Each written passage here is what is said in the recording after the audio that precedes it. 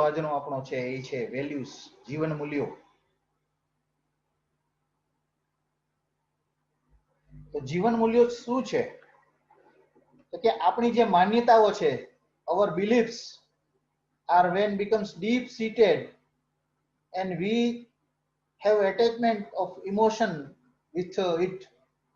એટલે કે જ્યારે આપણી માન્યતાઓ છે એ માન્યતાઓ આપણા હૃદયમાં ઊંડાણ સુધી વહી જાય, એટલે કે દઢ બની જાય, અને એ દઢ માન્યતા છે એને આપણી ભાવનાનું બળ મળે ત્યારે જે છે એ વેલ્યુ બને છે, જીવન મૂલ્ય બને છે. એટલે જીવન મૂલ્યો બીજું કાંઈ નથી પણ તમારી માન્યતાઓ છે કે જે દઢ બની ગઈ છે. જીવન મૂલ્યો છે એનાથી પછી આપણું વલણ નક્કી થાય છે, એટીટ્યુડ ડિફાઇન થાય છે. તમારી જેવી વેલ્યુઝ હોય એવો તમારો એટીટ્યુડ હોય, અને જેવો તમારો એટીટ્યુડ હોય એવી તમારી બિહેવિયર હોય, એવી તમારી વર્તણૂક હોય. એટલે સારી બિહેવિયર એટલે ગુડ ડિસિપ્લિન. આપણે કયા કઈ વેલ્યુ છે એ આપણા બાળકોમાં ઈચ્છીએ છીએ તો કે truthfulness, honesty, confidence, helping nature, respect, leadership. આ બધી એવી ક્રિએટિવિટી, આ બધી એવી ક્વોલિટીઝ છે કે જે સામાન્ય રીતે આપણે આપણા બાળકોમાં ઈચ્છીએ છીએ. તો આ જીવન મૂલ્યો જે છે એની શું જરૂરિયાત છે? ડોક્ટર બાફના કે જે પદ્મશ્રી એવોર્ડ વિજેતા છે, એમનું પ્રેઝન્ટેશન હું એક જોતો હતો, એમાંથી મને 3-4 સ્લાઇડ બહુ ગમી છે. તો હું એમનેમ એના જે એનું પ્રેઝન્ટેશન હતું એમાંથી સ્લાઇડ મેં એમનેમ લીધી છે. તો એનું કહેવાનું એવું છે કે जीवन मूल्यों क्यों? जीवन मूल्य जीवन की सही दिशा देते हैं, एक मजबूत चरित्र के निर्माण में मदद करते हैं, समाज में दूसरों की जरूरत के प्रति संवेदनशील बनाते हैं, सही निर्णय लेने में मदद करते हैं, अच्छे व्यक्ति, परिवार तथा समाज के निर्माण में सकारात्मक भूमिका देते हैं. तो आ જ્યારે વેલ્યુની કિંમત છે, જીવન મૂલ્યો શા માટે જરૂરી છે? દિશા આપે છે, આપણા ચરિત્રનું નિર્માણ થાય છે, સકારાત્મક ભૂમિકા પૂરી પાડે છે, આપણે સંવેદનશીલ બનાવે છે, અને સાચા નિર્ણય લેવામાં આપણી મદદ કરે છે. તો માતા પિતા શું કરવું જોઈએ? Parents should realise the importance of value in life. આ જીવન મૂલ્યોની શું કિંમત છે એ પોતાએ રિયલાઇઝ કરવું જોઈએ. And value should be given prime priority in the life of children. એટલે બાળકોના જીવનમાં જે આ જીવન મૂલ્યો છે એને ખૂબ જ અગત્યતા મળે એવું કરવું જોઈએ. એનું બીજી સ્લાઇડ હતી અને એ મને બહુ જ ગમી છે અને બહુ સરસ છે કે આપણી જિંદગીની થાળી કેવી હોવી જોઈએ. મૂલ્યોના अनुसंधान में कीधु है। तो ऐसी हो जीवन मूल्यों की थाली, सादगी की रोटी, भरोसे की सब्जी, प्रेम की दाल, सम्मान का सलाद, प्यार का पुलाव, प्रेरणा का अचार, विश्वास का रायता और वफादारी की मिठाई। आटली वस्तु अपनी जीवन की थाली में होवी जोईए। आ अपना जीवन मूल्यों है। शुं छे तो कि सादगी, भरोसो, प्रेम, सम्मान, प्यार, प्रेरणा, विश्वास और वफादारी। आ छे साचा जीवन मूल्यों है। एक चम्मच खिलखिलाती हंसी, एक कटोरी विश्वास, गिलास भर छलकता हुआ बचपन, प्यार से भरा हुआ दूल्हा, बस इतना ही तो चाहिए जिंदगी की प्लेट में। जीवन में बस आटली ज जरूरियात है, आनाथी वधु कई जरूर नहीं। तो ई थाड़ी है ये अपनी जीवन की परिपूर्ण कहवाय। What we desire our children to become, we must endure to be before them. તમે બાળકમાં જે કઈ ક્વોલિટીઝ, જે કઈ ગુણ, જે કઈ જીવન મૂલ્યો ઈચ્છતા હો તો તમારે એવા પ્રયત્નો કરવા જોઈએ કે એ તમારામાં હોય। જો તમારામાં એ હોય તો તમે એવી અપેક્ષા રાખી શકો કે તમારા બાળકમાં એ આવે। Don't worry that children never listen to you. એની ચિંતા ન કરો કે બાળકો તમને સાંભળતા નથી, એટલે કે તમારું માનતા નથી। Worry that they are always watching you. એની ચિંતા કરો કે એ તમને સતત જોવે છે। અને બાળકો ક્યાંથી શીખે છે, કઈ રીતે શીખે છે? તો એ સતત તમારામાંથી ગ્રહણ કરી જોઈ અને શીખે છે।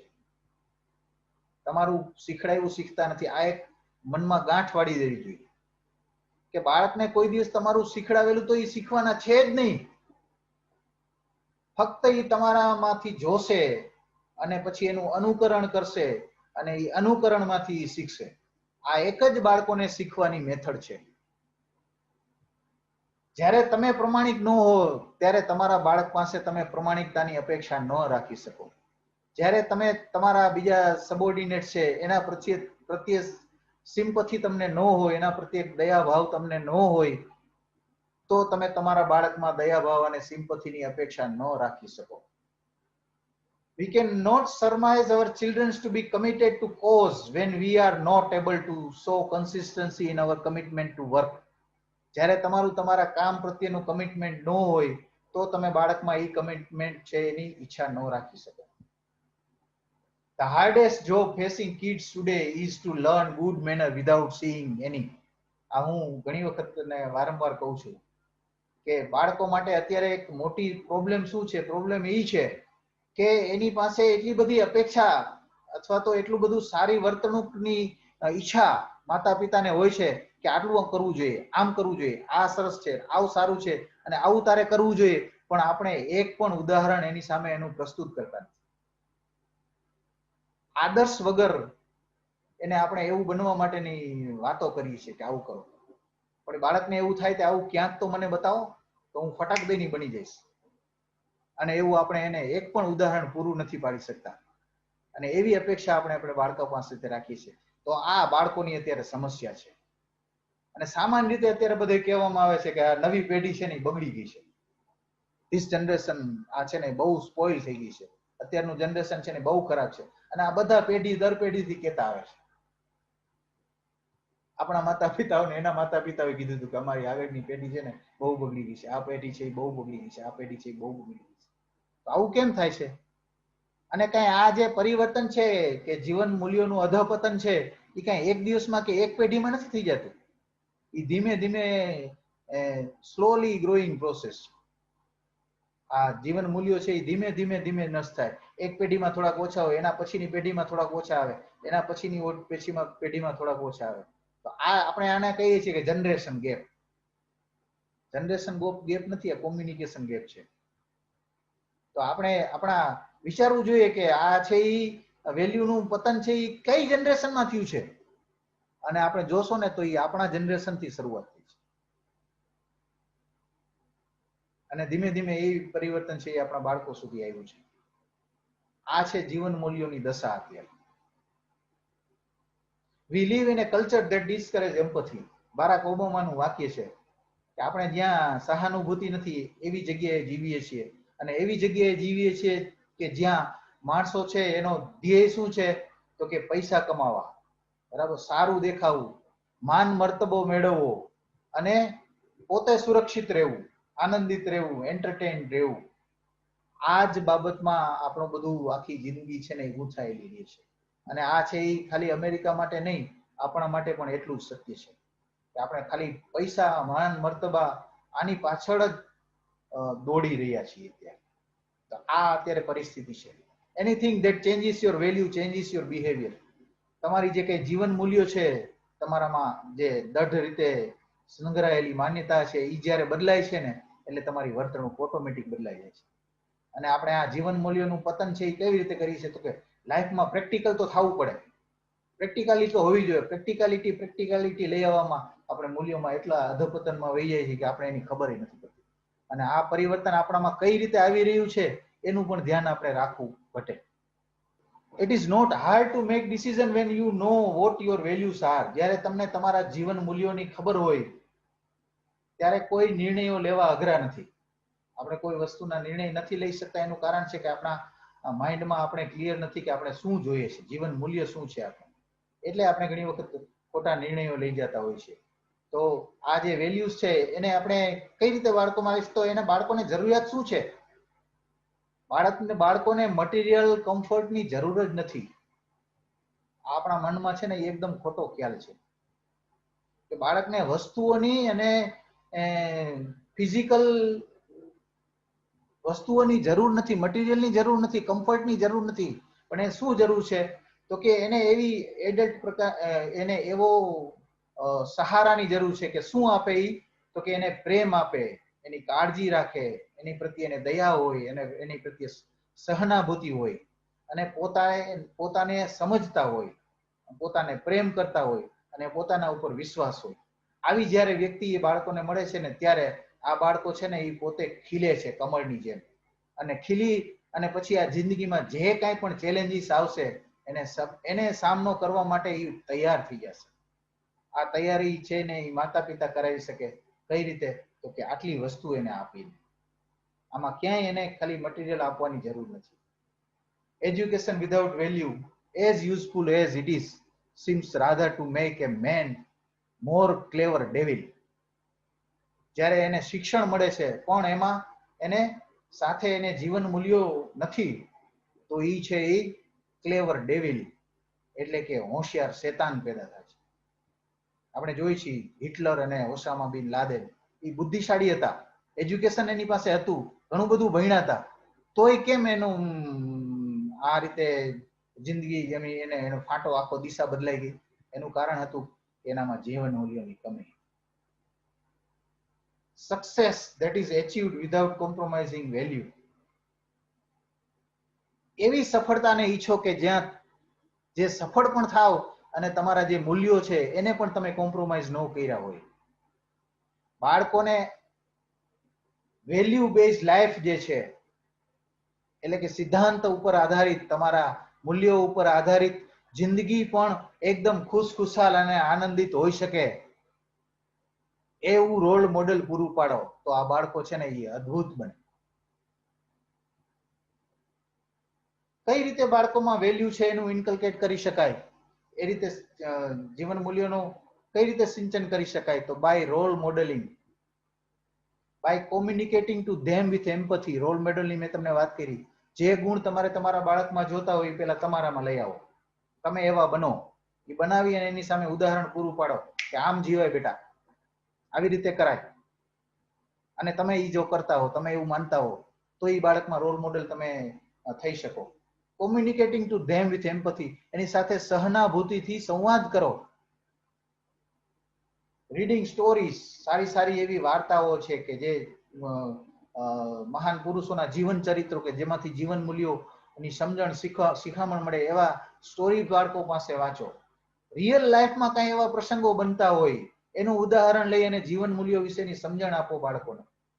Help in children internalising values that are brought out by such experience of other. બીજાના જે કઈ અનુભવો થાય છે એમાંથી એની માન્યતા કેવી રીતે અને એનાથી એની વેલ્યુ કઈ રીતે દઢ થાય, એના માટે એને મદદ કરે. તો આટલું માતા પિતા બાળકના માં જીવન મૂલ્યોનું સિંચન કરવા માટે આ મેથડ છે એ અપનાવી શકે. There are little eyes upon you and they are watching night and day. There are little ears that quickly takes in the every word you say. There are little hands all eager to do everything you do. And a little child who is dreaming of the day he will be like you. અને બાળકોની હંમેશા આ ઝંખના હોય છે કે હું ક્યારે તમારા જેવો બનું. અને આપણે કેવા છીએ આપણે ખબર છે, તો એ બાળક કેવું બને. હવે થોડીક વાત આપણે સ્પિરિચ્યુઆલિટીની કરી અને આપણે આ ટોપિકને પૂરો કરીએ. આધ્યાત્મિકતા, કારણ કે જીવન મૂલ્યો, નૈતિકતા અને આધ્યાત્મિકતા છે એ એકબીજા સાથે વણાયેલા છે. આ પણ મેં ડોક્ટર બાફના છે કે જે પદ્મશ્રી એવોર્ડ જેમને મળેલો છે સ્પિરિચ્યુઆલિટી અને વેલ્યુમાં, બાળકોના નિષ્ણાત ડોક્ટર છે, એનું પ્રેઝન્ટેશન એનું હતું, એમાંથી મને પ્રેરણા મળી છે અને આ સ્લાઇડ મેં પણ એમાંથી લીધી છે. ધાર્મિકતા અને આધ્યાત્મિકતા, પહેલા આપણે એ જરા ક્લિયર કરી લઈએ આધ્યાત્મિકતા શું છે એ સમજતા પહેલા.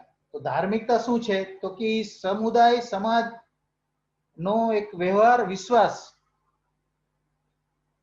એને કઈ રીતે કોડ ઓફ કન્ડક્ટ, ધર્મ આ છે કે કઈ રીતે વ્યવહાર કરવો જોઈએ, કઈ રીતે વર્તવું જોઈએ. આના માટે એક ધર્મમાં એક આખું એક સમુદાય છે, એ નિયમો કોડ ઓફ કન્ડક્ટ નું પાલન કરે છે, એટલે એ લોકો આ ધર્મમાં માને છે એવું કહેવાય.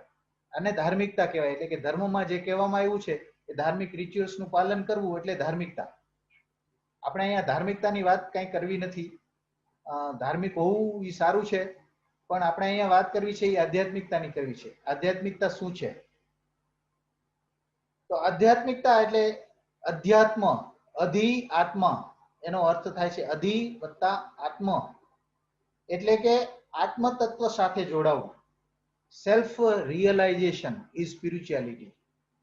તમે શું છો એ જાણવું, એ છે આધ્યાત્મિકતા. અને એની સાથે તમારું જોડાણ કરવું, અને આત્મ તત્વનું, પરમ તત્વ સાથેનું જોડાણ કરવું, એ આધ્યાત્મિકતા છે. પરમ તત્વ એટલે આપણે જેને ઈશ્વરીય શક્તિ કહી, કે ભગવાન કહી, કે ગોડ કહી, કે જે કઈ અર્થમાં સંબોધી, એ આ પરમ તત્વ છે. એનું આત્મ તત્વ સાથે જોડાણ કરવું એટલે આધ્યાત્મિકતા. આત્માનું સ્વરૂપ શું છે? તો કે આત્મા છે એ જોઈ નથી શકાતો, તો પણ એનું આપણા શાસ્ત્રમાં એનું સ્વરૂપ વર્ણવવામાં આવ્યું છે. એ છે સત્ચિત્ત આનંદ. એટલે આત્મા છે એ શું છે? તો કે સત છે. આત્મા શું છે? તો કે ચિત્ત છે, અને એ છે એ આનંદ છે. Existence, consciousness and happiness is spirituality. આ છે એ આત્મતત્વ છે. એટલે કે જિંદગીની દરેક ક્ષણ, એવરી મોમેન્ટ ઓફ લાઈફ, જિંદગીની પડે પડ એને માણવી અને આનંદમાં રહેવું, એ આધ્યાત્મિકતા છે. આધ્યાત્મિકતા હોવું એટલે હર પળ, હર ખુશી અને જિંદગીની એક એક ક્ષણને માણવી, ક્ષણે ક્ષણમાં જીવવું, એટલે કે વર્તમાનમાં જીવવું, અને આ જીવતા જીવતા આ જિંદગીને એક આનંદના રૂપમાં લેવી, એને આધ્યાત્મિકતા કહેવાય. તો આ સ્પિરિચ્યુઆલિટી છે શું કામ? કારણ કે જ્યાં આધ્યાત્મિકતા છે ત્યાં દિવ્યતા હોય, જ્યાં આધ્યાત્મિકતા છે ત્યાં મૌલિકતા હોય, જ્યાં આધ્યાત્મિકતા છે ત્યાં વિનમ્રતા હોય, જ્યાં આધ્યાત્મિકતા છે માનવતા હોય, અને જ્યાં આધ્યાત્મિકતા છે ત્યાં પૂર્ણતા હોય. અને આ બધી બાબતોથી બાળકનું છે એ વ્યક્તિત્વ અથવા તો પર્સનાલિટી ડેવલપ થાય છે.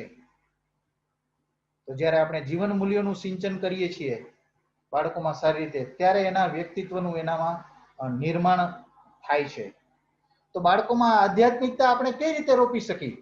બાળકો જ્યારે પ્રશ્નો પૂછવા માંડે છે ને, કે આ જિંદગીમાં આપણે શું કામ આવ્યા છીએ, આપણો પર્પઝ શું છે, લાઈફનો પર્પઝ શું છે, આવા પ્રશ્નો પૂછવા માંડે ને, એટલે સમજવું કે આમાં એનામાં આધ્યાત્મિકતાના પણ ફૂટવા માંડી છે. આવું શું કામ કરવું જોઈએ, આવા પ્રશ્નો ઉદ્ભવે, આ એનામાં આધ્યાત્મિકતાની શરૂઆત છે. તો આધ્યાત્મિકતાને આપણે કેવી રીતે સિંચન કરી શકીએ? તો એની 5 જે ઇન્દ્રિયો છે, પંચેન્દ્રિય, આ પંચેન્દ્રિય છે એને ડેવલપ કરીએ તો છઠ્ઠી ઇન્દ્રિય ઓટોમેટિક ખુલે, અને છઠ્ઠી ઇન્દ્રિયનું ખુલવું એટલે આધ્યાત્મિકતા. સિક્સ્થ સેન્સ આપણે કહીએ છીએ ને, મિડ બ્રેન. એ તમે દરરોજ જે કંઈ આધ્યાત્મિક પ્રવૃત્તિ કરો છો, દાખલા તરીકે પ્રેયર, મેડિટેશન, આ ઉત્તમ ઉદાહરણ છે સ્પિરિચ્યુઆલિટીના. કારણ કે એમાં તમે પ્રેયરમાં તમે તમારી જાતને ભગવાન સાથે જોડો છો. એ આત્મ તત્વને પરમ તત્વ સાથે જોડવાની એક ક્રિયા છે પ્રેયર. અને મેડિટેશનમાં પણ આ છે, મન બુદ્ધિ અહંકારને હટાવી અને તમારી જાતને તમારા જે પરમ તત્વ છે એની સાથે જોડવું, એટલે એ છે એ મેડિટેશન છે, એ ધ્યાન છે. એટલે આ બે બાબતો બહુ અગત્યની છે. જ્યારે પણ તમે આ સ્પિરિચ્યુઅલ એક્ટિવિટી કરો છો ત્યારે બાળકોને તમે સાથે રાખો, એને આવી એક્ટિવિટીમાં જોડો. આવું કરવાથી